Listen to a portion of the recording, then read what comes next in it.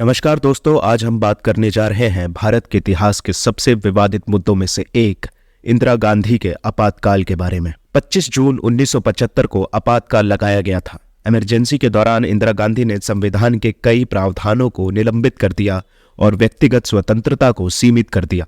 उन्होंने कई राजनीतिक विरोधियों को गिरफ्तार किया और उन्हें जेल में डाल दिया। इंदिरा गांधी ने आपातकाल लगाने के लिए कई कारण दिए थे। इनमें से शामिल थे राजनीतिक विरोध का सामना।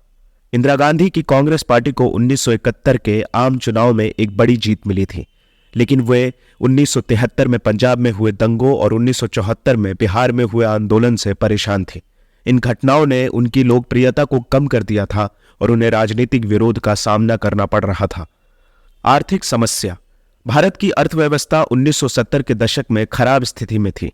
इंदिरा गांधी को महंगाई, बेरोजगारी और अन्य आर्थिक समस्याओं से निपटना पड़ रहा था। राष्ट्रीय सुरक्षा। भारत और पाकिस्तान के बीच 1971 का युद्ध भारत की सुरक्षा के लिए एक गंभीर खतरा था। इंदिरा गांधी को भारत की सुरक्षा को मजबूत बनाने के लिए कदम उठाने की जरूरत थी।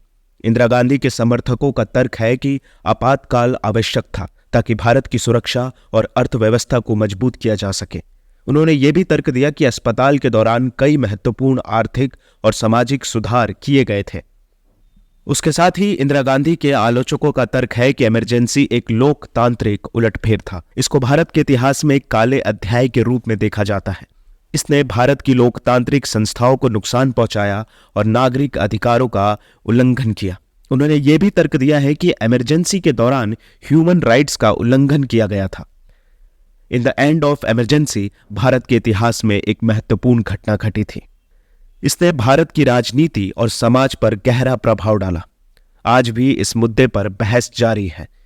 अल्टीमेटली मैं आप लोगों से यह पूछना चाहूंगा कि आपका क्या मानना है कि इंदिरा गांधी का आपातकाल आवश्यक था या नहीं।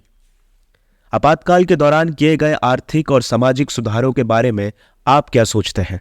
आपातकाल के नागरिक अधिकारों के उल्लंघन पर आपकी क्या राय है।